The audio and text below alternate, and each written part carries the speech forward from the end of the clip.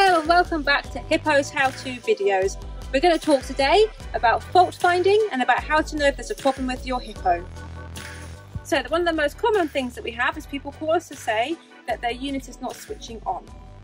Now obviously they haven't watched the previous video on how to use your Hippo shower for the first time, and therefore they don't realise the importance of having water running through the system. There is very good safety mechanism within the boiler that means it will not turn on or fire up until there was water running through the system. So I have a boiler here, the gas is on, the water is off. I'm going to turn the unit on and nothing. You can see that? Nothing's lit up, there's no lights on, nothing. So this is the point at which people call us up and they say, I've turned my unit on, it's not turning on, so I'm going to get my helper over here to turn the tap on. And if you notice that when he turns the tap on, the boiler bursts into life.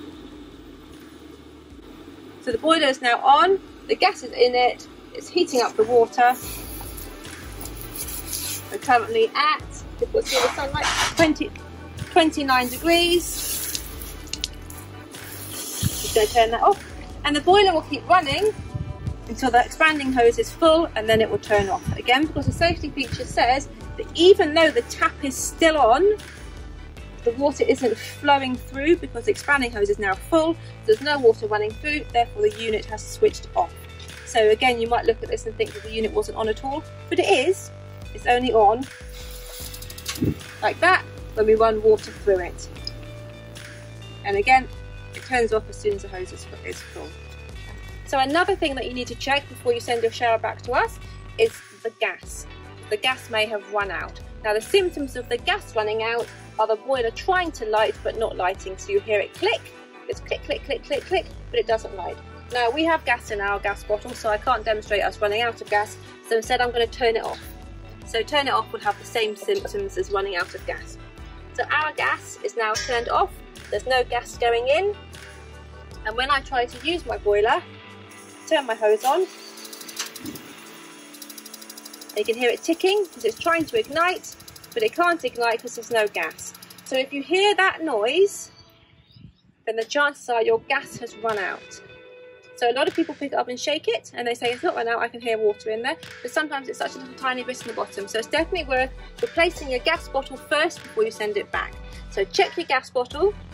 If it still makes out with a full gas bottle, it's always worth trying a second full gas bottle, because it's not unheard of for the gas bottles themselves to be faulty.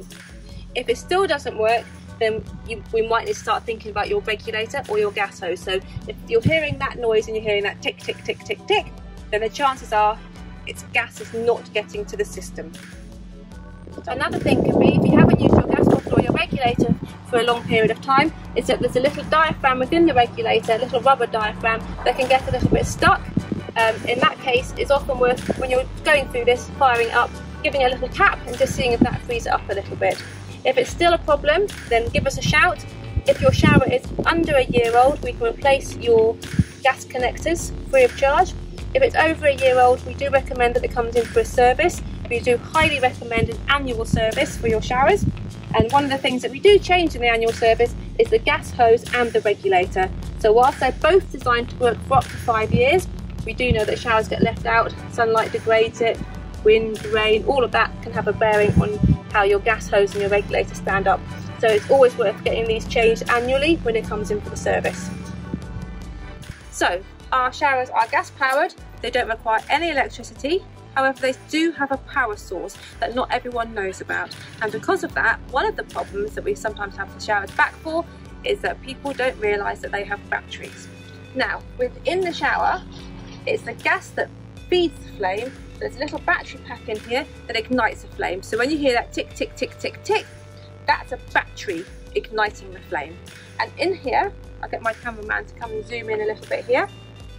Not sure if you can see, but in here is a little white battery pack.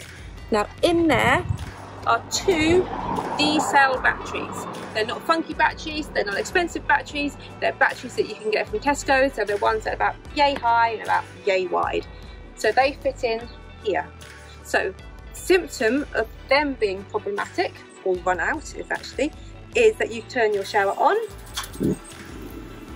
and it either doesn't tick to ignite, like this one has primarily.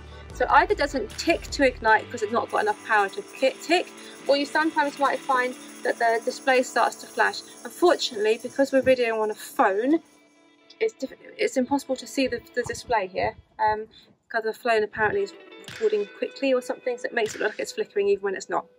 So one of the symptoms of your battery pack being low is that it can flicker on here, or it can not ignite at all. So if you've got any kind of flickering or no ignition, so no clicking, then it's a power issue, and if it's a power issue, it's an issue within the battery pack. Now, changing the batteries isn't the easiest thing because it's up in there. So you have to get your hand in and unscrew. But what we have in there is one of these packs. So it's got a little door in it that says off, on, off. So you literally undo the little door, open it up, and there are your batteries. So these are the D-cell batteries. They've got a little plastic casing holding them in, which you do need to pull back. Not so easy with my nails, which you need to pull back, and then the battery comes out. One of the main things that you need to remember is to put the batteries in the correct way. So the way to remember that is to look here, and the springy spring goes onto the flat, and the knobbly knobble goes onto that bit there. So don't forget to put the spring onto the flat and the knobbly bit onto that bit there. And that means you've got them in the correct way. We have had showers back as faulty that people have just put the batteries in the wrong way. So it's very, very, very important, if you have no power or no clicking, to check your batteries first and to make sure you put them back in the correct way.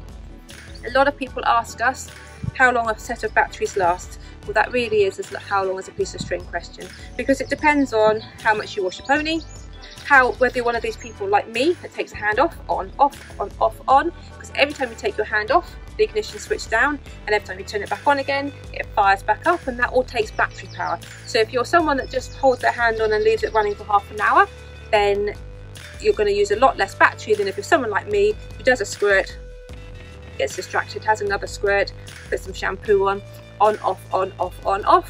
That's going to wear your batteries out more. Some people's batteries last for 3 months, some people's batteries last for 3 years. It is something though that we change on an annual service. So when it comes into us annually, we change your batteries.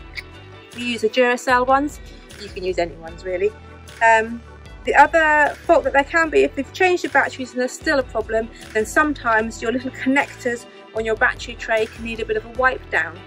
Or in some cases, some people push them a bit too hard and they can squash their little spring too far, in which case it just needs that lifting up. As you can see, the battery trays themselves do come out, so they are replaceable. So if there is a fault and it comes back to us, we can always replace your battery tray for you anyway. Now let's talk about something very important: frost damage and letting your hippo freeze. Your hippo shower needs to be treated like a very special member of the family in the winter time. If it's sub-zero temperatures, your hippo shower needs to be wrapped up warm and cosy away from the elements. This is because if he freezes internally, he will die.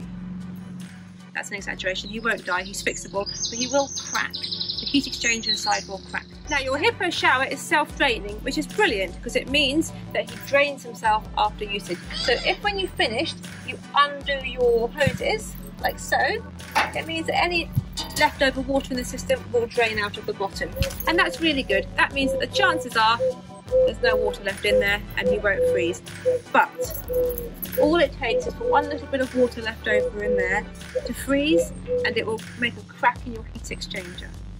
We get a lot of people say to us that it can't be able to be frozen because I've kept it tucked up in bed, or I've put it in a heated tack room forever. But we know when we take the front off and we look at it, we can tell what frost damage is, because basically water expands when it's frozen. So the only way that that pipe internally can crack is if the water inside cracks it outwards, and we can see that when we dismantle it. Don't panic too much because heat exchangers are fixable. We can replace the heat exchanger, no problem at all. However, if you can avoid letting it happen, then please do avoid it.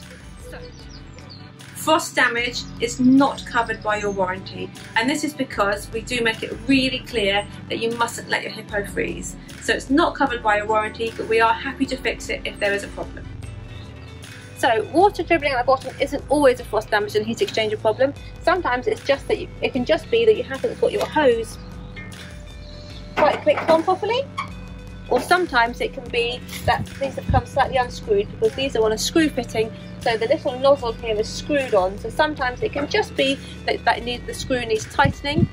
If you'd watched the previous video about what you get with your Hippo shower, you remember these two little rubber rings that you can get and you can put onto the little tap fitting that goes onto your tap. Well, we can also use these in these fittings here. So if it's a bit leaky and it's done up, if you unscrew it, you can change your little washer with the spare one that you've been sent and do it back up again, and that should make it sit nice and snug again. So that's what you need to do if you have water dribbling from your outlet or your inlet pipes, is to give it a, first of all, check that your hose is attached properly, second of all, check that it's screwed up tightly, and third of all, dig out your little rubber rings and change your washers. If you need spare ones of these, just give us a shout, we have lots of them around. So, in brief, the main things that can happen to your shower are, they can run out of gas. The symptom of that is click, click, click, click, click, no ignition. Or if you're very low on gas, sometimes click, click, click, click, click, slight ignition, click, click, click, click, click, nothing. The second thing can be that you've got your Hippo, you've turned it on and it doesn't turn on. Check that you've got water running through the system. So before you say it's not turned on, remember you need to have water going into and out of the shower. It has to be running through, because that safety mechanism within the shower says don't turn on unless I have water running through me. Also, if your shower doesn't turn on and you do have water running through it, but there's still nothing lighting up on here, or there's no clicking, then it's time to start thinking about your batteries. Have you replaced your batteries recently? Did you put them in the correct way? Or have you had your shower sitting around not being used? Or have your battery terminals gone a little bit corroded? So just check that they're sitting correctly on the battery, check the batteries, and that should solve your power issue. The other issue is water leaking from your shower. So first of all, from that you're going to check that your hoses are attached correctly and not a little bit loose. If they are, you're going to check that the little nozzle that they sit on is screwed on properly on both sides. If the water's still leaking from there, then take them off, unscrew them, find your little bag with rubber washers in, put new rubber washers in because they may have corroded, and put it back on again. That should solve the problem. And the final issue, the big one, is if water is leaking from the side of your shower. Unfortunately, that invariably means that your heat exchanger has a hole in it and it has frozen previously. It might have frozen months ago and a very small hole appeared, and it's now gradually got bigger and bigger. It might have frozen the night before, we never really know. But it does usually mean frost damage has occurred within the heat exchanger. It's not terminal, it's not the end of the world. We can replace heat exchangers. You have to be without your shower for a few days, but the best thing to do is not let it freeze. Thank you ever so much for listening to our video. I hope you found it useful and that you enjoyed it too. Please don't forget to subscribe to our channel so you can keep up to date with our Hippo how-to videos and also some top tips on how to get the best out of your Hippo shower.